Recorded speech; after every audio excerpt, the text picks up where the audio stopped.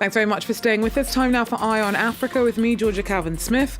Tonight, another ceasefire, but no stopping of the guns. Sudan's conflict continues amidst a little respected truce extension and warnings of a humanitarian catastrophe. Also, Senegal registers the first death from a closely watched outbreak of Crimean-Congo hemorrhagic fever. Dozens of others are under observation after exposure to the disease. And extremist fighters from the CODECO militia attacked several villages in DR Congo's northeast in the latest attack in an insurgency that's forced hundreds of thousands from their homes.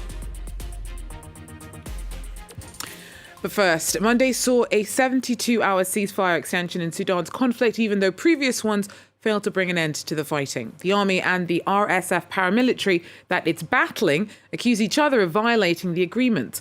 The truces have, though, helped enable evacuation corridors and mediation efforts. The UN's warned that the crisis is turning into a full-blown humanitarian catastrophe. Our regional correspondent tells us more. Despite a 72-hour ceasefire agreement, the fighting continued today in Sudan. My contacts in Khartoum told me that they could still hear gunshots and explosions, that they could still see planes in the sky bombing several parts of the city that they believe belong to the Rapid Support Forces. And the situation is quite the same in the city of El Geneina, located a few kilometers away from the border with Chad in West Darfur. My contacts in El Geneina tell me that they can still hear gunshots and that more than 200 civilians have been killed during the past 3 days.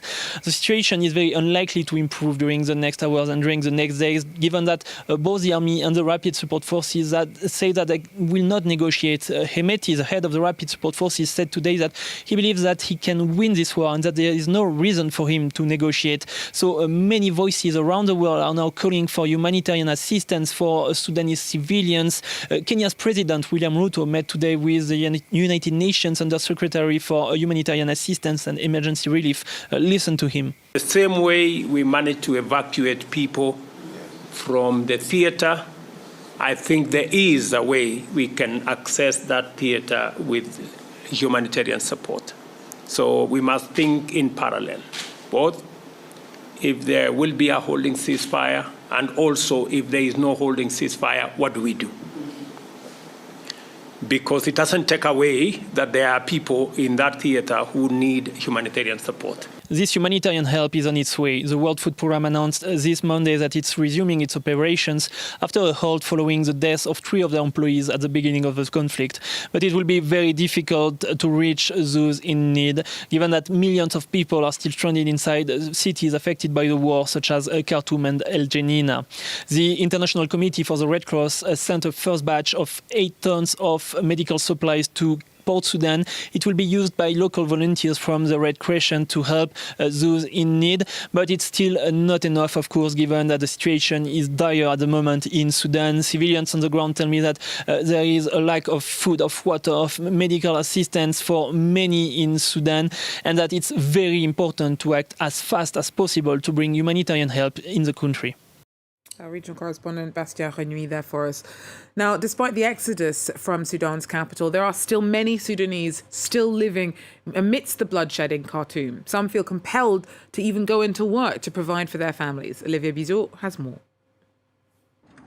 Every morning, Victoria braves the clashes in Khartoum to sell tea at her stall.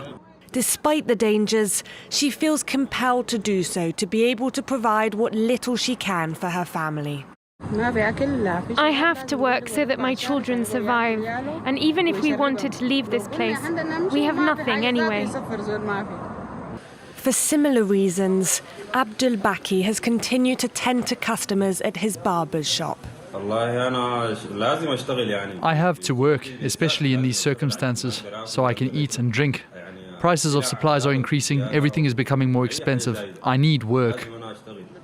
But many are struggling to make any money at all. Everything's at a standstill. There are lots of people walking around just trying to find anything to eat. There's no work for plumbers, electricians, construction workers, or most other people. It's been 4 or 5 days since I've seen a client or earned a single pound. Fighting between the Sudanese army and the paramilitary Rapid Support Forces entered a third week on Monday, despite both sides agreeing to extend a much-violated ceasefire by 3 days. Tens of thousands of people have fled Sudan to escape the violence. But millions remain trapped in the country, where there are shortages of food, water and fuel. In Senegal, a deadly outbreak of Crimean-Congo hemorrhagic fever claimed its first life over the weekend.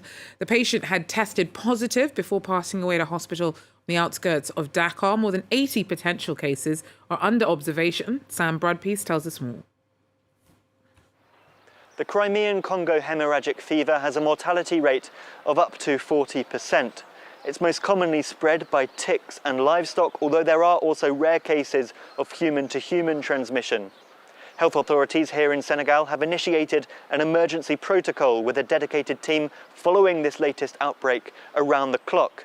There are currently at least 83 people under observation for potential symptoms. The head of diseases monitoring here in Senegal told me over the phone that those most at risk are herders and people otherwise working with livestock and meat in slaughterhouses, for example.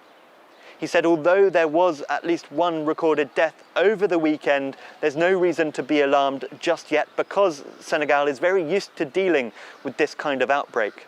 There's only one known vaccine against Crimean-Congo hemorrhagic fever, but it's not available here in Senegal. It's only used on a small scale in certain parts of Eastern Europe.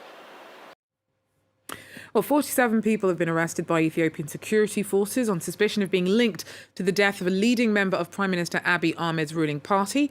Girma Yeshitila headed up the Prosperity Party and was one of 5 people killed in an attack on Thursday. Girma was frequently criticised by Amhara nationalists who denounced his proximity to Abiy. And the number of deaths linked to a Kenyan starvation cult has risen to 110. Most of the bodies are those of children. Paul Mackenzie preached that followers would meet Jesus if they starved to death. He's been arrested. Autopsies on the bodies found buried on Mackenzie's 50,000-acre ranch have confirmed starvation as the main cause of death, although some victims do appear to have been asphyxiated. The case has horrified the nation and a judicial commission will investigate the deaths. In Democratic Republic of Congo, rebel attacks are on the rise in one of the country's lesser-known insurgencies, that in Ituri province.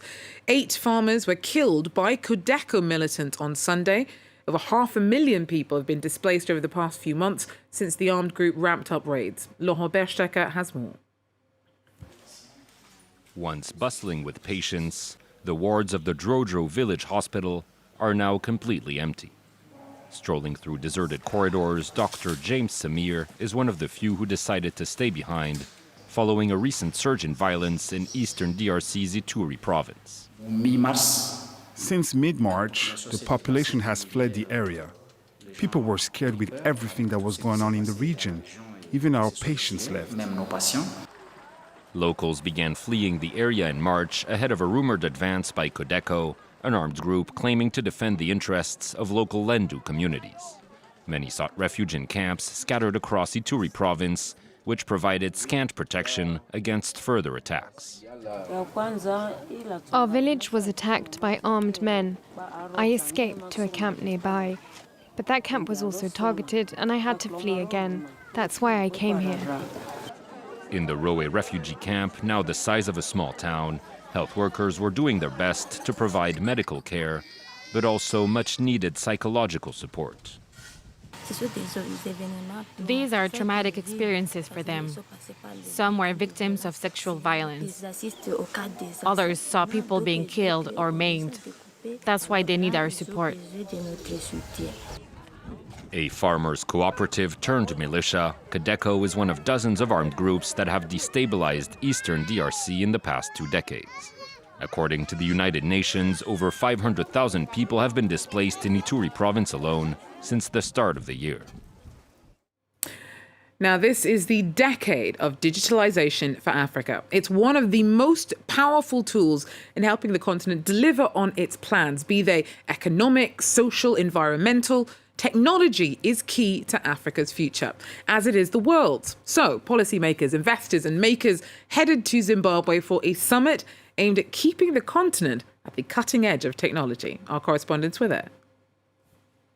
First time that Transform Africa has been held outside Rwanda. And for this 6th edition, President Paul Kagame, founder and president of the initiative, travelled to Zimbabwe with 4 other African heads of states.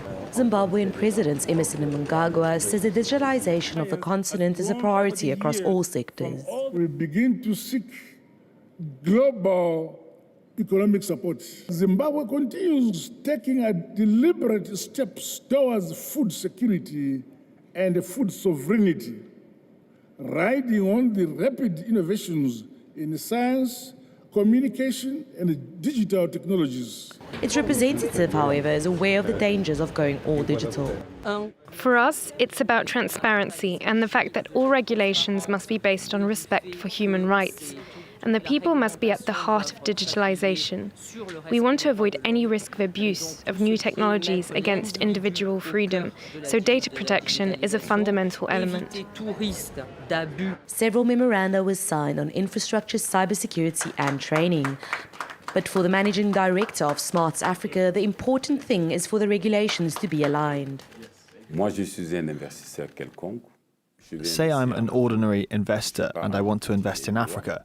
If I'm going to Djibouti, there will be a specific law for a specific sector. In Cameroon, for the same sector, it's a different law. And again in Mauritania. And what the private sector doesn't like is unpredictability. When you can't predict, it's bad for investment. 37 countries have joined the alliance with the aim of a single digital market in Africa by 2030. Well, that's it for Eye on Africa. Thanks for joining us. Do so again. Take care.